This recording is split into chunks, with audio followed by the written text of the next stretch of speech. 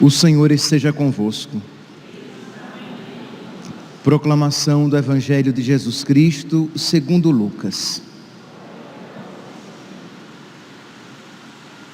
Naquele tempo, os discípulos contaram o que tinha acontecido no caminho e como tinham reconhecido Jesus ao partir o pão. Ainda estavam falando quando o próprio Jesus apareceu no meio deles e lhes disse: "A paz esteja convosco." Eles ficaram assustados e cheios de medo, pensando que estavam vendo um fantasma. Mas Jesus disse: "Por que estáis preocupados? E por que tendes dúvidas no coração? Vede minhas mãos e meus pés, sou eu mesmo. Tocai em mim e vede. Um fantasma não tem carne nem ossos, como estáis vendo que eu tenho." E dizendo isso, Jesus mostrou-lhes as mãos e os pés, mas eles ainda não podiam acreditar, porque estavam muito alegres e surpresos. Então Jesus disse: "Tendes aqui alguma coisa para comer?" Deram-lhe um pedaço de peixe assado. Ele o tomou e comeu diante deles. Depois disse-lhes: "São estas as coisas que vos falei, quando ainda estava convosco. Era preciso que se cumprisse tudo o que está escrito sobre mim na lei de Moisés, nos profetas e nos salmos." Então Jesus abriu a inteligência dos discípulos para entenderem as Escrituras e lhes disse: "Assim está escrito: o Cristo sofrerá e ressuscitará dos mortos ao terceiro dia, e no seu nome serão anunciados a conversão e o perdão dos pecados a todas as nações, começando por Jerusalém.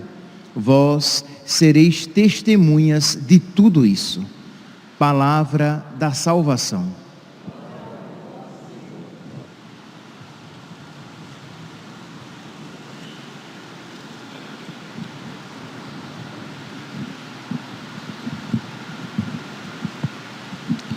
Caríssimos irmãos e irmãs, o Evangelho de hoje é uma continuação imediata do Evangelho de ontem. Ontem nós ouvimos o relato dos discípulos de Emaús e hoje nós estamos ouvindo aqui que diz aqui: naquele tempo os discípulos de Emaús contaram o que tinha acontecido no caminho e como tinham reconhecido Jesus ao partir do pão. Então, é esta continuação imediata. Pois bem, e nós podemos aqui, meus irmãos, não apenas a partir do Evangelho de hoje, mas a partir dos Evangelhos sobre os quais estamos meditando desde o início da oitava, que não só um sofrimento desmedido compromete a nossa capacidade de enxergar a realidade, mas também uma alegria exagerada. Repito, não apenas um sofrimento desmedido compromete a nossa capacidade de compreender as coisas, mas também uma alegria exagerada, uma alegria, além da conta. Nós vimos, por exemplo, Maria Madalena estava sofrendo e por causa do seu sofrimento de amor, ela teve dificuldades de imediato reconhecer Jesus.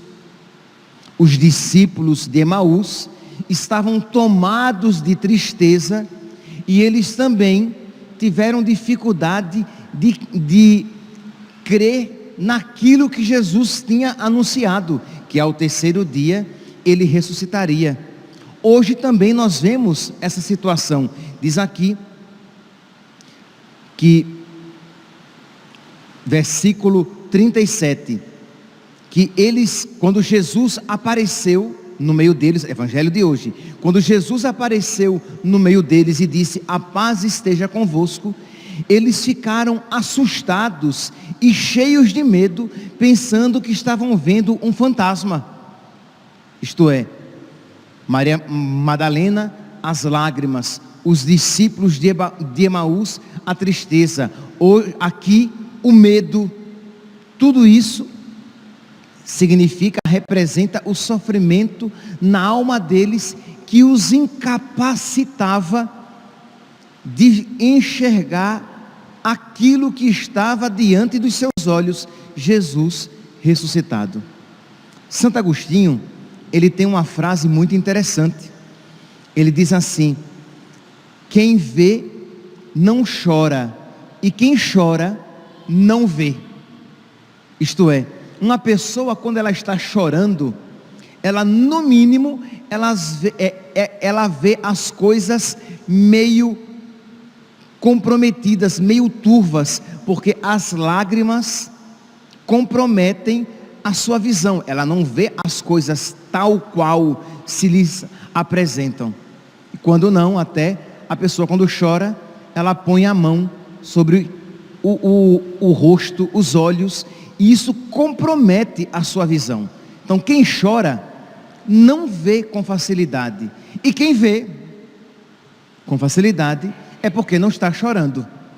Isto é, o sofrimento que nos leva às lágrimas, ele de alguma maneira, se for um sofrimento desmedido, se for um grande sofrimento, ele pode comprometer a nossa capacidade de compreensão das coisas.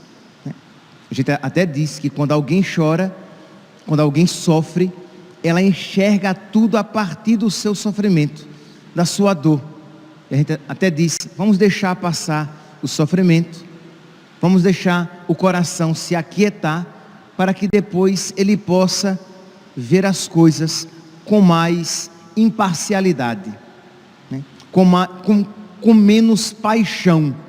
Pois bem, então isso nós vimos de alguma maneira em Maria Madalena, nos discípulos de Emaús, e até mesmo aqui nos apóstolos, que diz: eles, assustados e cheios de medo, pensavam que estavam vendo um fantasma. Mas, versículo 38, Lucas capítulo 24, versículo 38, vamos agora dar mais um passo. Mas Jesus disse: por que estáis preocupados? E por que tendes dúvidas no coração? Vede minhas mãos e meus pés, sou eu mesmo. Tocai em mim e vede. Um fantasma não tem carne nem ossos, como estáis vendo que eu tenho. E dizendo isso, Jesus mostrou-lhes as mãos e os pés. Mas, aí vem o segundo passo, versículo 41, mas eles ainda não podiam acreditar, porque estavam muito alegres e surpresos. Isto é, agora é um sentimento diametralmente oposto. Enquanto Maria Madalena era tomada pelas lágrimas, enquanto os discípulos de Emaús eram tomados pela tristeza, enquanto os discípulos agora estavam muito assustados e com medo, agora eles estão muito alegres. Versículo 41, mas eles não podiam acreditar, porque estavam muito alegres e surpresos. Também esta alegria exagerada comprometia a visão da realidade, enxergar a realidade como ela era. Meus irmãos, qual era então, a partir dessas palavras, o que é que nós podemos pressupor deste sentimento de alegria? Era uma alegria tão grande, mas ao mesmo tempo desequilibrada, que era como que eles dissessem: é muito bom para ser verdade. Não pode ser verdade que Jesus esteja aqui diante dos meus olhos. Mas Jesus falou: olha, tocai em mim, nas minhas mãos, vede que um fantasma não tem carne e nem ossos, como vocês estão vendo que eu tenho. E depois Jesus até pede algo para comer. Deram-lhe, versículo 42, deram-lhe um pedaço de peixe assado, ele o tomou e comeu diante deles. Mas por que é que eles não podiam acreditar? Porque era muito bom para ser verdade. Eles não esperavam aquilo, que eles vissem, que eles tivessem uma visão de Jesus, pode ser, mas que Jesus estivesse verdadeiramente ressuscitado, não. Isso é muito bom para ser verdade. Meus irmãos, por que é que eu estou enfatizando aqui nesta expressão? É muito bom para ser verdade, porque infelizmente é esta mesma a atitude de muitos para não acreditarem em Jesus e no seu Evangelho. É esta a atitude de muitos para não acreditar na igreja de nosso Senhor Jesus Cristo. É esta a atitude de muitos para não acreditarem em todos os ensinamentos de nosso Senhor. Imagine aqui, meus santos, não seria maravilhoso se após a nossa morte houvesse uma felicidade eterna, perfeita, reservada para nós? Seria maravilhoso. Não seria maravilhoso que os nossos corpos pudessem ser ressuscitados e nós, com os nossos corpos e as nossas almas, juntamente com todos os outros bem-aventurados, pudéssemos viver por toda a eternidade numa felicidade infinitamente maior, infinitamente mais perfeita do que esta felicidade que nós experimentamos aqui neste mundo? Não seria maravilhoso que a injustiça, a mentira e a maldade não imperassem, mas no final a justiça e a misericórdia, o amor misericordioso de Deus triunfasse em toda a criação? Pois bem, não apenas seria maravilhoso, mas é esta a verdade da nossa fé. Isto é, que embora nós experimentemos nesta vida a mentira, a injustiça, a maldade, nós cremos que no fim dos tempos, Jesus, que é Rei e Senhor de toda a criação, Ele julgará os vivos e os mortos, e Ele premiará com graças excelentes, infinitas e perfeitas, aqueles que procuraram ser fiéis a Ele neste mundo. E os seus prêmios excederão, a sua graça excederá em muito os nossos méritos, os nossos merecimentos, e Ele nos julgará com misericórdia. Não seria maravilhoso se nós disséssemos que aqueles que estão ali na fila da confissão, eles entrarão ali diante do sacerdote, e eles não apenas receberão conselhos interessantes, que eles não apenas receberão algum conforto para uma situação difícil nesta vida pela qual eles estão passando, mas eles receberão o perdão de Deus de todos os seus pecados. É muito bom para ser verdade, não é? Mas é verdade, e é exatamente por causa disso que muitos não creem. Como assim? Quer dizer então que eu vou me ajoelhar diante de um homem que nem eu, e vou receber o perdão de Deus de todos os meus pecados, de modo que se naquele momento eu morresse, o céu para mim estaria garantido? Sim, é isto o que Jesus disse quando soprou sobre os apóstolos o Espírito Santo, dizendo-lhes: recebei o Espírito Santo, a quem perdoardes, os pecados serão perdoados, a quem retiverdes, os pecados serão retidos. É isto o que Jesus ensinou. Mas seria muito bom se fosse verdade, mas é verdade.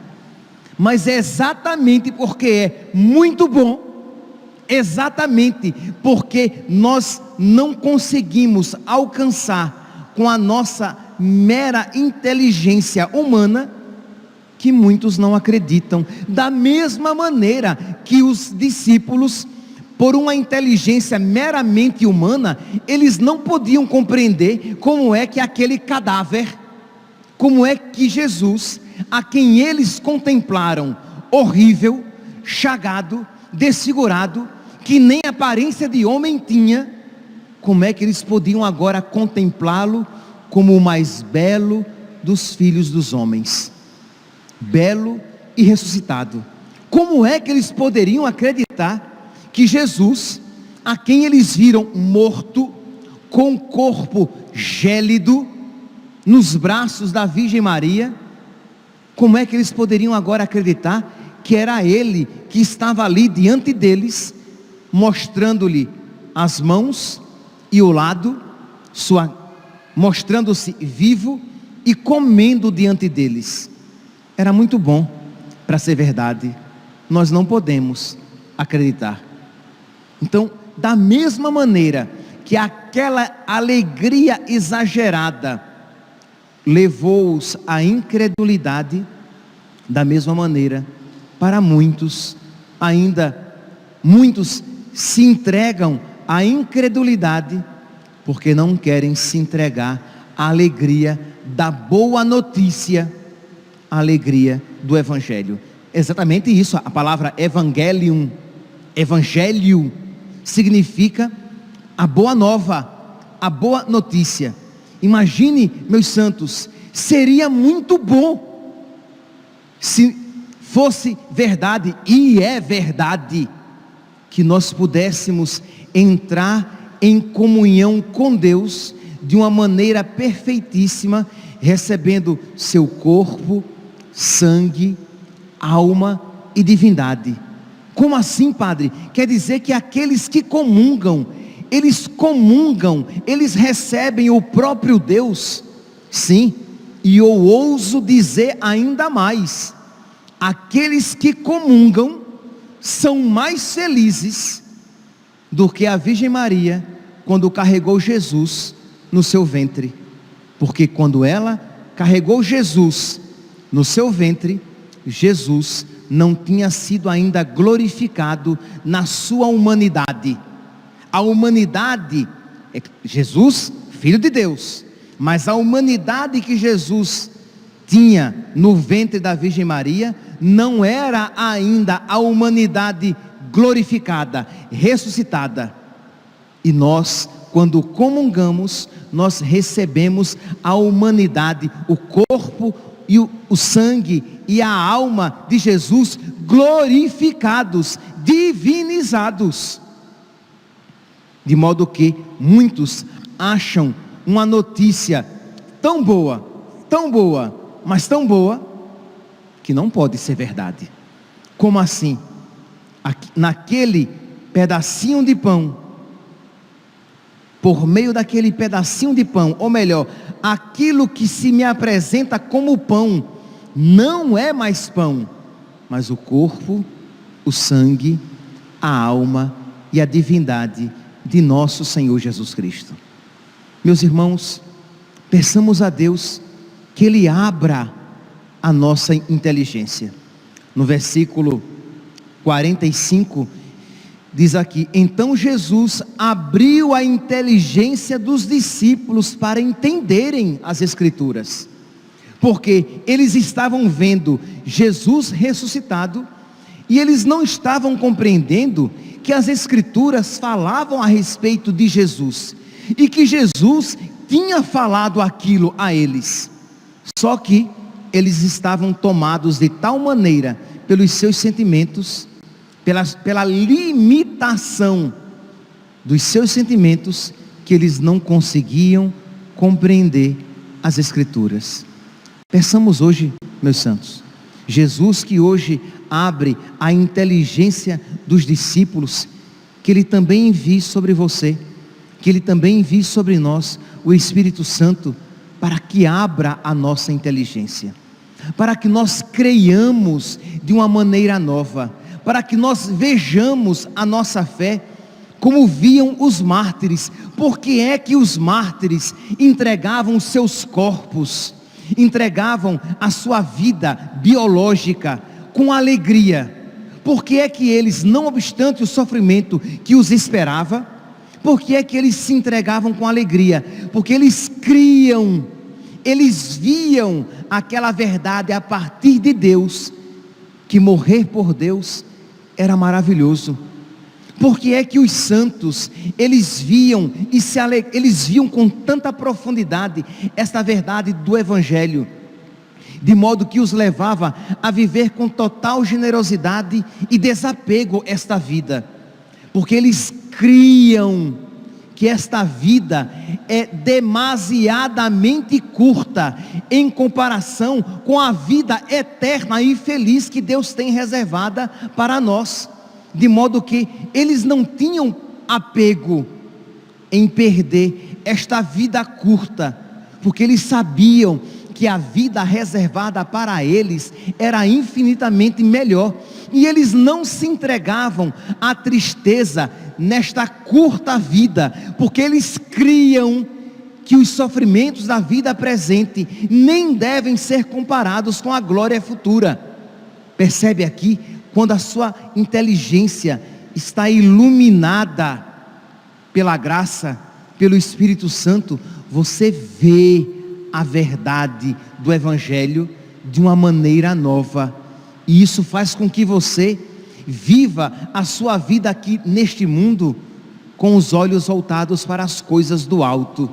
Isso faz com que o Evangelho se torne uma realidade, não uma teoria abstrata e longínqua, mas uma realidade que pauta a sua vida, que regra a sua vida, que indica o caminho por onde você caminhar, e isso você faz com alegria, sabendo que você está fazendo a melhor escolha. É como alguém para quem você chama alguém que traz uma moedinha de R$1, e você diz assim: olha, me dê essa moedinha de R$1 e eu te darei 100 milhões de dólares. E a pessoa acredita em mim, sabe que eu tenho esse dinheiro, que eu não tenho, sabe que eu tenho esse dinheiro, ela acredita em mim e ela dá essa moedinha de R$1 com toda a felicidade, porque ela sabe que está fazendo o melhor negócio da vida dela, e ela dá com todo prazer: toma para ti, porque eu vou receber 100 milhões de dólares. Ora, quando nós cremos na palavra de nosso Senhor, nós sabemos que esta vida que Deus nos pede, esta moedinha de R$1, mas o que Deus tem reservado para nós é infinitamente mais do que esses 100 milhões de dólares, de modo que, como a minha inteligência foi iluminada pelo Espírito Santo, eu creio no Evangelho, eu creio nas Escrituras, e eu abraço com alegria tudo aquilo que Jesus me ensina e me propõe. Que esta graça, meus santos, que foi concedida aos discípulos de ter a inteligência, versículo 45, Jesus abriu a inteligência dos discípulos para entenderem as Escrituras. Que esta graça seja concedida também a nós. Peça a Jesus nesta missa agora, não é eu vou pedir depois. Peça agora. Se você está com sono, afaste o sono, faça agora esta prece e peça: meu Deus, ilumina a minha inteligência, meu Deus, me dá uma verdadeira fé, meu Deus, que eu creia como creram os apóstolos, que eu creia como creram os santos, que eu creia com uma fé verdadeiramente católica, para que eu possa viver já a alegria do céu neste mundo e perfeitamente no céu. Que os santos intercedam por nós, para que esta graça seja concedida a todos aqueles que de verdade a suplicarem. Louvado seja nosso Senhor Jesus Cristo, para sempre seja louvado.